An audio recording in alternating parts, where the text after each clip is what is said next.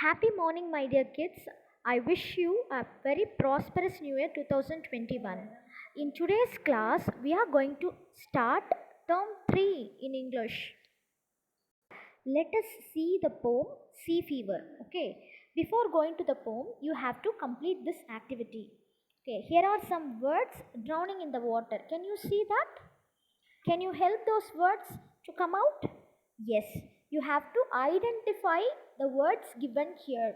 Okay, you have to find out the words given here and you have to write in the dashes given. For example, let me tell you two words. Voyage. Can you find out that because the front part is drowning, I am telling might be there. Here the bottom part is drowning.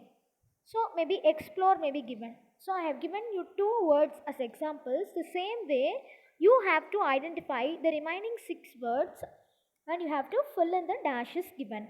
This is the activity to be completed before reading the poem.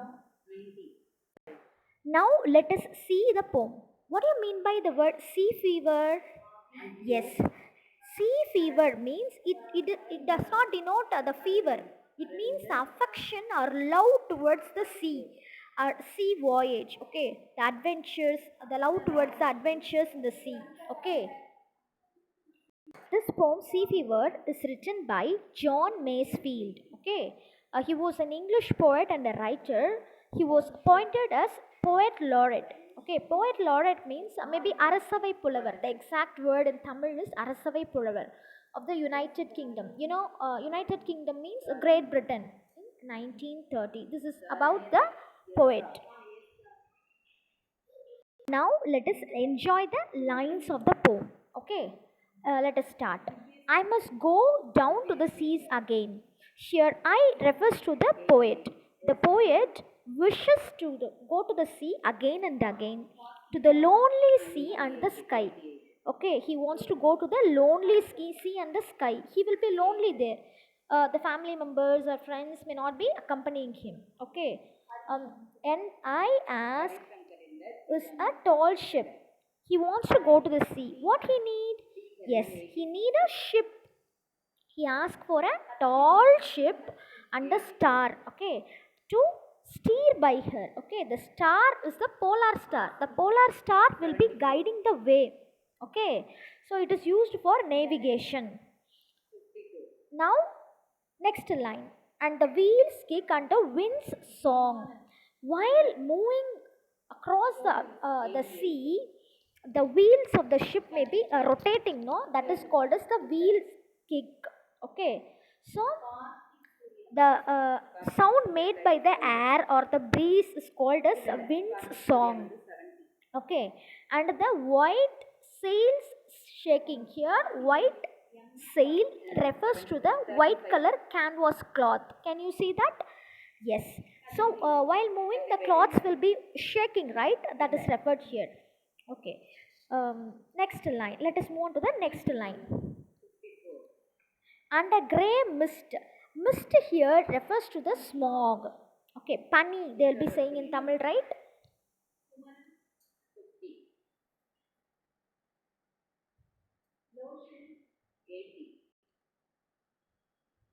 Can you look at this image, my dear children?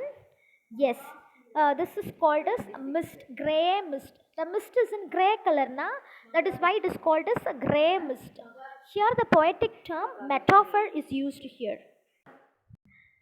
And a grey mist on the sea's face. Okay, so while the day start, that begins, the day breaking means the early morning, the sky and the total atmosphere, the surrounding will be grey in color, covered by mist. Okay, that is the meaning of this line. Okay, I must go down to the seas again. The same line is repeating. The first line is repeating again. I must go down to the seas again for the call of the running tide. Okay, he wishes to go to the sea. Why? The running tide is lovably calling him. Okay, so he likes the tides in the sea very much. So why he is again and again willing to go to the sea. Okay, as a wild call. Okay, the call made by the nature is so ferocious. Wild means ferocious, ரொம்ப பயங்கரமான. Okay, and a clear call, the call is very clear, and this cannot be refused, may not be denied, means this call cannot be refused. No, I cannot come, like that we couldn't say that. So it is a very lovable and a wild call made by the running tides of the sea. I hope you could understand the meaning of the first stanza. Let us see the new words given in the first stanza. So these are the words given in the new words given in the first stanza. Steer means to navigate. Sail means canvas. Canvas means a cloth tied across the ship. Mist refers to the smog. Dawn means early morning or daybreak. Tide means the flow of water. Wild means ferocious, பயங்கரமான, right? Denied means to refuse. Okay, let us move on to the second stanza. And all I ask is a windy day with the white clouds flying. Okay, the poet is asking for a windy day. Why? Because a wind helps to move the ship, right? He's asking for a windy day with white clouds flying. The cloud may be very clear without any what to say, difficult situation like a storm or cyclone or anything. The cloud will be very clear and the ship will be moving without any disturbance. That is why he is asking for these two things. Okay, next, the next line, and the flung spray. Flung means to throw. Okay, the water is throwing on or splashing over the ship or on the poet. He is asking for a flung spray and the blown spume.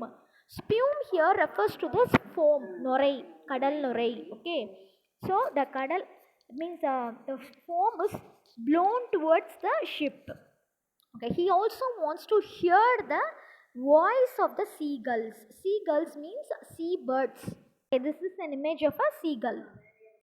Again, the same line is repeating. I must go down to the seas again to be the vagrant gypsy, to the vagrant gypsy life. Vagrant means roaming here and there. Gypsy means a mass of people who can predict the future. They can say what might happen in the future. Okay, those people will not be staying in one place. They will be moving from one place to another. The same way, the poet also wants to move from one place to another through the ship. Let us move on to the next line of the poem. To the gull's way and the whale's way. Okay, so the gull, the bird, the sea bird is flying over the direction of water. The whale is also moving over the direction of water. The same way, the same direction, he also wants to move in the direction of water. Where the wind's like a whetted knife. The meaning of the word whetted means sharpened. Okay, the wind is like a sharp knife. The ship is carrying the wind and it is moving, right? That is what referred here. And all I ask is a merry yarn. Merry yarn means a happy chat or a happy talk with his lovable friend. Laughing fellow rover means a lovable friend. Okay. Next line, the last line. And quiet sleep.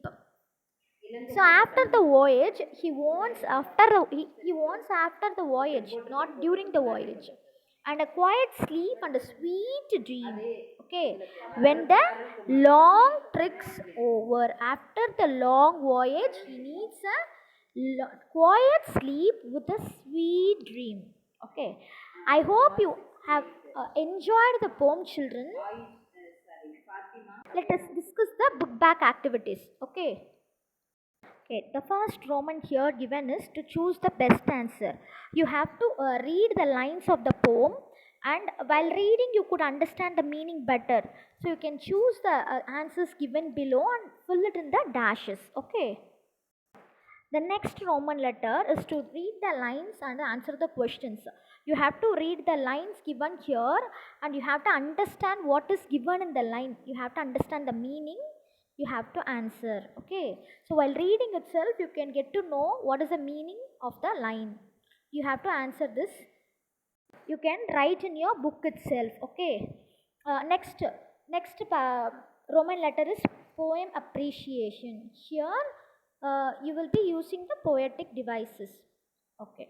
First question is you have to fill in the blanks with the correct rhyming words. You know what is called as rhyming words, right?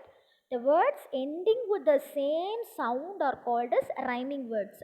You have to identify the words which are similarly ending. Okay, as that of sky, knife, and rover, and you have to fill in the dash given. Let us move on to the next question. Quote the line that has been repeated in the poem. So you can identify the line which is repeated 3 or 4 times in the poem. You can easily identify that line. You can write that line in the dash given. Okay. Next question. You have to identify the poetic device used in this line. And a grey mist on the sea is faced. Here, the word grey mist. You know what is called as mist. What is the color of the mist? Grey color. See here, the mist is compared in the grey color. So you can use the poetic term metaphor. The same way, when we are comparing one thing with the another without the usage of as or like, you can write the poetic term as metaphor. Okay, here also. Then you know what is called as visual. Visual means what you can see is called as visual, and what you can hear is called as sound images. Okay. So you can read the lines of the poem. You can find out the visual images and the sound images. Okay, children. I hope you enjoyed today's class. Further, if you have any doubts to clarify, you can contact your English teacher. Thank you, children. Have a nice day.